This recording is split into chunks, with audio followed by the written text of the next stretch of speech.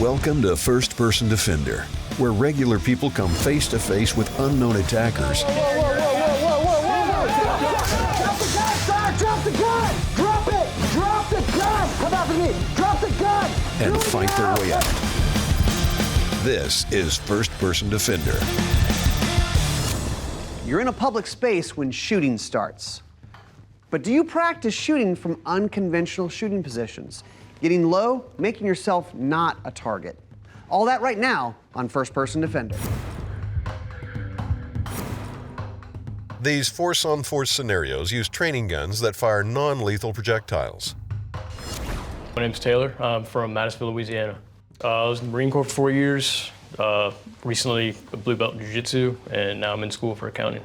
I don't carry a lot because I'm in school a lot on campus, and they don't allow concealed carry on campus. I really like Taylor. He's young, he's enthusiastic, he's got a good background, he's got some time with the Marines, he's going to college, and he thinks about his own personal safety. Been in the firearms my whole life, obviously carried a gun for a while in the Marine Corps. I've seen a few episodes of First Person Defender, and it looks like it get hectic. Everyone thinks that they're ready for a scenario until they're put in a scenario. I expect disaster today. I could see in Taylor's eyes that he's definitely nervous about the scenario and his ability to perform, but I'm pretty sure he's going to do a very good job. When referencing concealed carry, Taylor spoke about his self-protection. So I'm wondering what he's going to do when he's in a crowd of people that he is probably going to have the ability to protect. I intend to just eliminate the threat, keep myself safe. I've done some force-on-force in jiu-jitsu with hand-to-hand combat and some force-on-force in the Marine Corps with sim rounds. Doing the force-on-force, I've learned that no matter how much skill you have, you're dealing with another person at the end of the day, so they have a say in what happens and what doesn't happen. Today, we've got a pretty common scenario. It's just going to be an active shooter. This one's going to be in a food court. Taylor's going to be in there. We're going to hood him up. We're going to get him into a seat. And when we pull that hood off, he's going to have to react to the stimulus. I can't wait to see what happens. The hooded box drill is often used to build anticipation and quick reaction in any given scenario. In the drill, participants have a hood placed over their safety mask. When removed, they find themselves in the middle of a scenario. They must use auditory cues to establish what is happening before the hood is removed to establish context. Taylor finds himself eating lunch while we run the hooded box drill in a food court. Once the hood is removed, does he make the right decision, or does he find himself on the wrong end of the muzzle?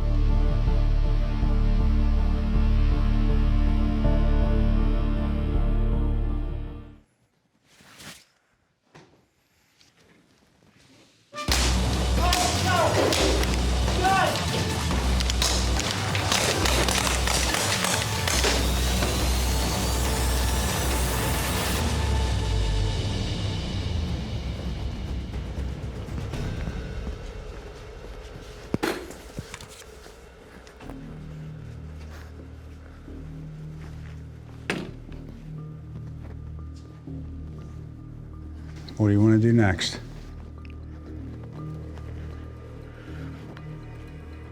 You guys all right?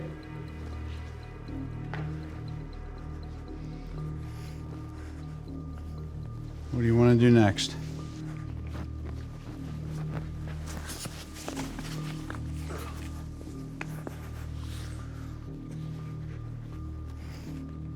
Anything? You want to get on the phone? Call 911. 911, what's your emergency? Just had a mass shooting attempt. 2 dead, 1 suspect down. He's wearing blue jeans and a black shirt. I'm wearing a green shirt and green pants.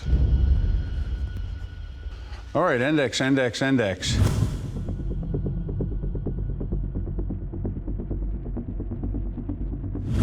right, just tell me what happened. Blindfold went up. I was at the table. Todd over there stood up, started shooting people.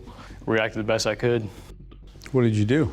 Got up, saw he was a threat, pulled my weapon out, aimed at him, was trying to see if these guys were still alive or not, so I didn't want to shoot them, and then put bullets in him.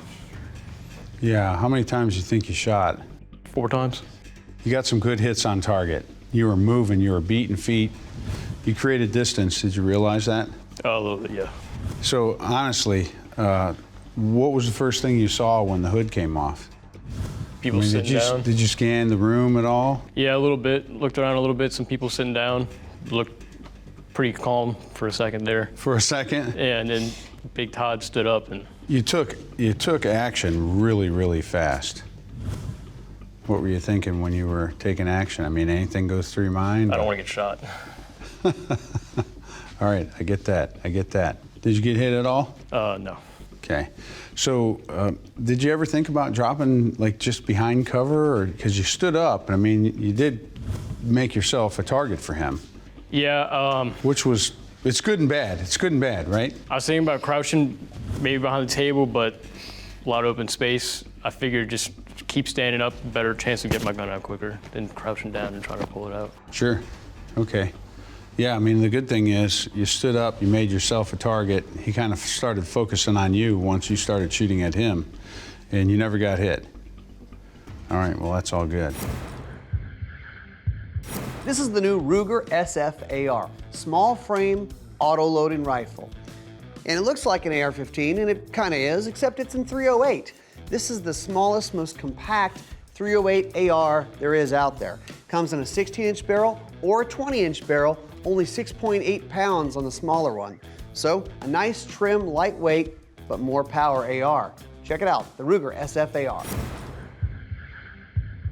All right, Taylor, we're back at the scene of the crime. Yep. Back in your seat. I don't know that I care for you jumping up. I watched the footage back, and man, you're a huge target, and he did not start shooting at you until you got up and started shooting towards him. And if you end up getting shot, then who else is going to save these people? It's true. All right? Now, that's all personal preference, but if I have an opportunity to duck, maybe not be a target, and take him out, I mean, that's kind of where my plan is. The other thing is, you walked up to the bad guy like you were some cop, and you took his gun away from him, and then you touched him and rolled him over. Now, what happens if he reanimates and starts to fight with you again? Well, I had that gun tucked up on me, so when I rolled him over, I was ready to just put more into him if need be. Right. We don't want to have to shoot him any more than we already had to, right? Yeah. All right. Remember, we're not law enforcement. Okay. So we've got Todd over there, our bad guy.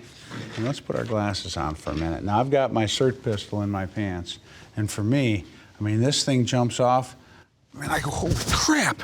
And I could do that, or I can hear things going off and say, oh God, holy crap. Get my gun out from here and shoot that guy. I mean, everybody's gonna be heads up ducking. Yeah.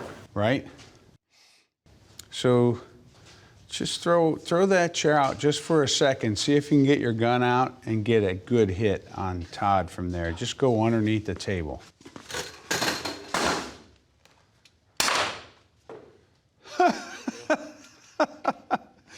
Yeah, that was a good hit. All right. But your body positioning is a little bit squirrely, right? That was not comfortable. No, not at all. So instead of shooting from there, go 2 knees down and just roll over and shoot him from here. 2 knees down, bend over at the waist. You remember, you don't have to hold the gun straight up and down. Everybody thinks we got to shoot the gun straight up and down. Roll that gun over on its side and shoot him urban style. So Todd, we'll put your focus on that blue guy. You can be shooting this blue target right here. Gun!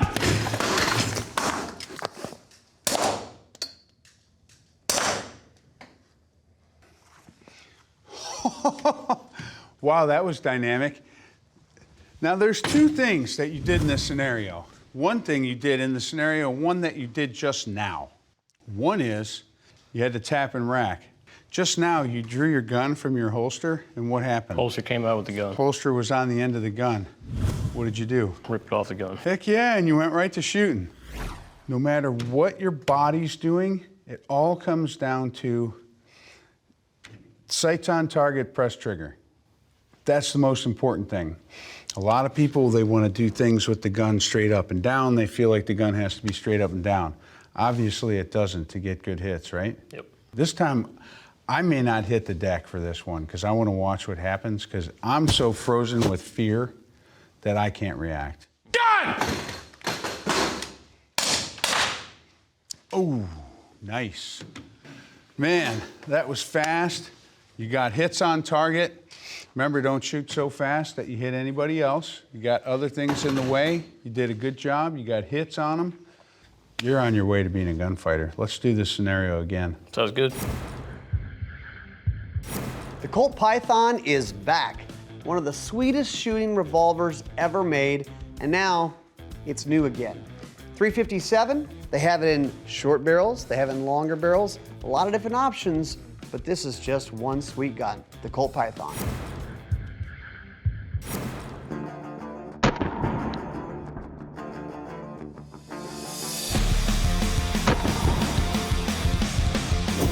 Red dots are not only popular, they're super handy. Actually, I can't shoot faster than I can shoot with a red dot. Iron sights just can't keep up. But getting them zeroed can be a little bit tricky. So downrange, I've got a target with 2 circles on it.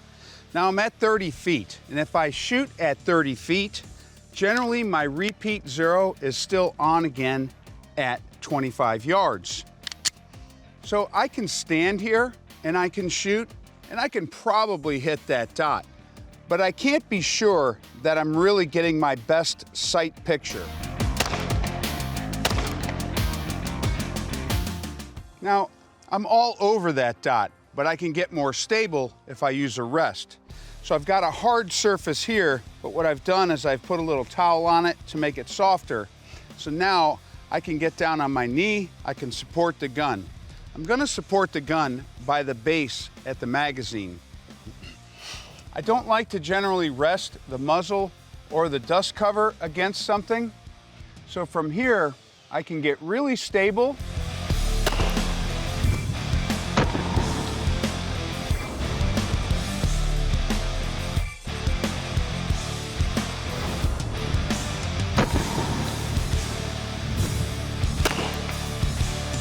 And I can shoot a much tighter group. Those shots are perfect. They're a little high. Now I know that I can actually make an adjustment. So next time you're out at the range and you're working with a red dot, get a good stable base, have a nice solid trigger press, and a few tools, you'll have it zeroed in no time.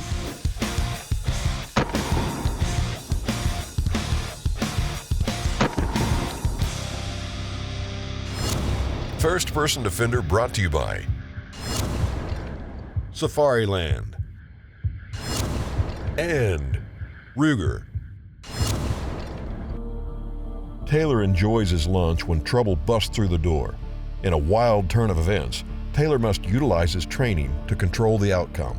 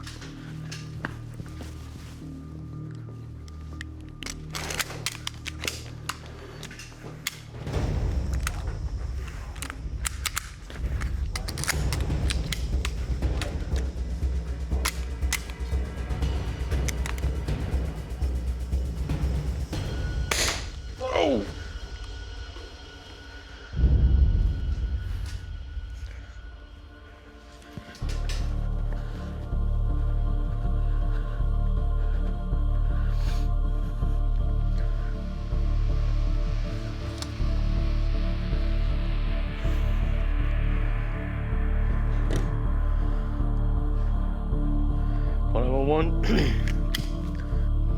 Index, index, index.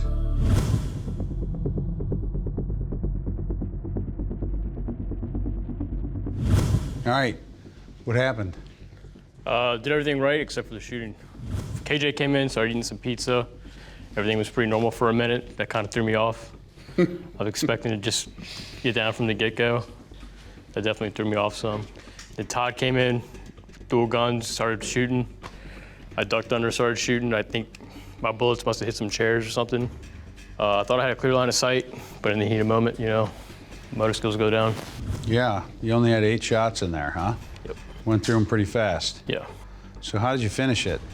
Picked up some rounds off the ground, put one back in. That slide wouldn't keep going forward. Finally got it to go forward and put one in Todd's side. Shot him right in the hips, grounded him. What were you thinking? I wasn't thinking, I was just acting, I'll be honest. All right, so what was going through your head during the whole thing as you were trying to solve the problem? I mean, did you notice anything? Was there any information you were getting back from the bad guy that allowed you to continue to fight? He was also out of ammo, so I knew I had a moment to regroup for a second, at least for a couple of seconds, just to kind of figure something out. That's good. Spare magazine would have been nice, huh? It would have been very nice, yeah. So you got down, you shot urban style. It made you a difficult target, honestly. But maybe staying on your feet would have given you a better, clearer line of sight. Yeah. For that one. A lot of chairs in the way, tables. Yeah, is there anything you would have done differently? Would have paced my shots better instead of just squeezing off rounds at them. Was it what you expected? No, not at all. I was expecting a little bit more personal, like one-on-one type of deal, something like that, not with multiple people in the room, that kind of scenario. If there was a lot more variable in there, you gotta watch a lot more people. Yeah, I saw you jump, you flinched just a little bit when the door opened the first time. And then you relaxed, but then you kept watching.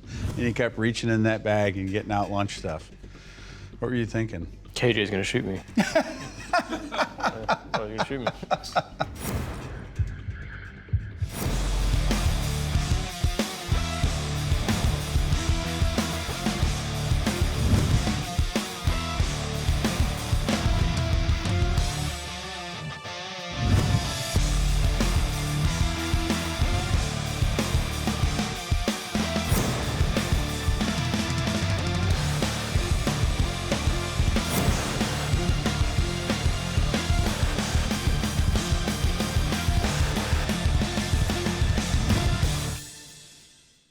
Hey, thanks for watching First Person Defender. Did you know there are more ways to follow what Gun Talk's doing? Like guntalk.com, gundealio.com, the Gun Talk podcasts, and the Gun Talk email newsletter. Follow us, interact with us. Thanks for watching.